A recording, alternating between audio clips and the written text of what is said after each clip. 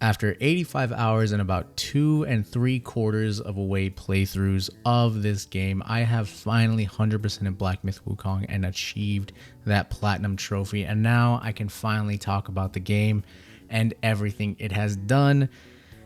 Off the bat, straight up, I love this game. This is personally, for me, my game of the year. I know some people are saying Space Marine or Final Fantasy VII Rebirth. Personally, me, I'm not going to count a remake or a remaster like that. But I'm here to talk about Black Myth Wukong. Enough of that. Anyways, let's jump in really quick. I want to go over the cons first because there's not too many. They're kind of self-imposed cons, I would say, because of how much I was playing this game.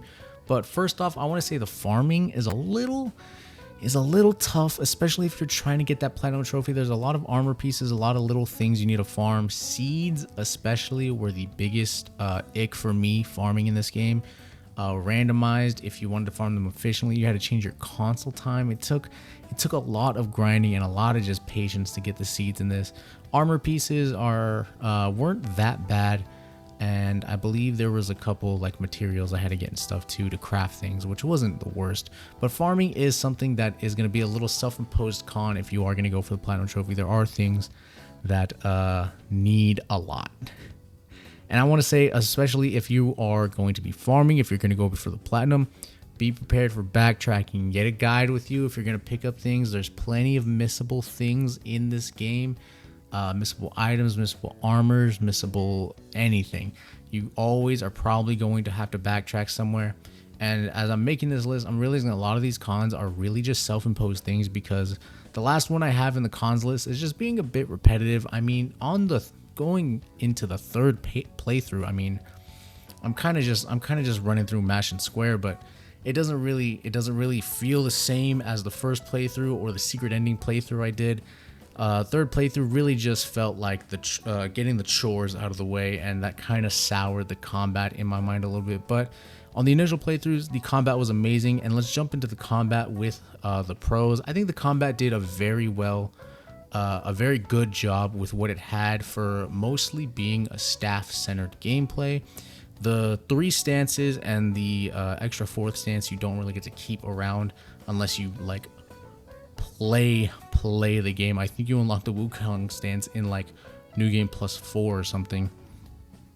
But getting to use it in Chapter 6 throughout most of the game is really cool, and I think they did really well with the combat. Kind of like a semi DMC Devil May Cry style with fun combos and different builds you can do, which was really cool.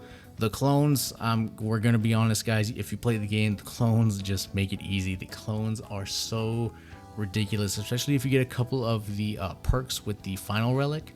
You can sync attacks and just do massive amounts of damage in combos with these clones. It's ridiculous. It's so cool. It really gives you the Wukong experience when you get that perk, and I highly recommend it if you're going through the secret ending and want to try something just overpowered. The other thing I gotta talk about, just the story in general, the mainline story and the secret ending line, just done phenomenally. The intro being like a semi-ending to Journey of the West, and then just restarting anew, visiting old characters, old friends, old locations throughout the entire game is really good. And the animations, I didn't put this on my list on my notes here, but I just remembering right now, the animations at the end of every chapter are beautiful. Different animation styles for every chapter, and a secret. I can't believe they hid a entire animation section in the secret ending, and it is just stellar. It is so amazing, and to hide it behind a secret ending and say you have to, play extra is kind of worth the grind. I can't lie. It was really good.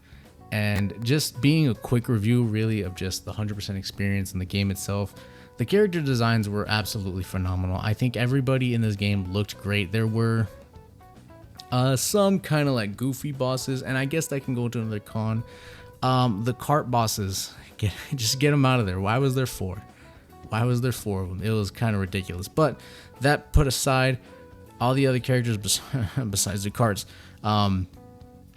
looked fantastic. The bull guards, the bull, what was it, king, the bull king, all the bosses looked cool.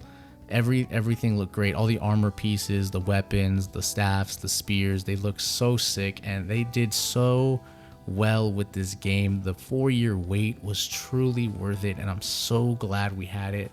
I'm so glad I decided to actually just play through this game and just have an amazing time. Well worth the 100%, well worth the playthrough. Black Myth Wukong, I think I want to give you an 8 out of 10, and I'm gonna say 8 out of 10 because story-wise was definitely 10 out of 10. I knocked a point for the repetitiveness that it took for the 100%, and 1 point for those cart demons because they were kind of central around chapter 5, and those were a big miss. Those were the big miss of the game. I'm really harping on that because they really sucked. I'm not gonna lie to you, but I really enjoyed the game. 8 out of 10, personally my game of the year. I will catch you guys in the next video.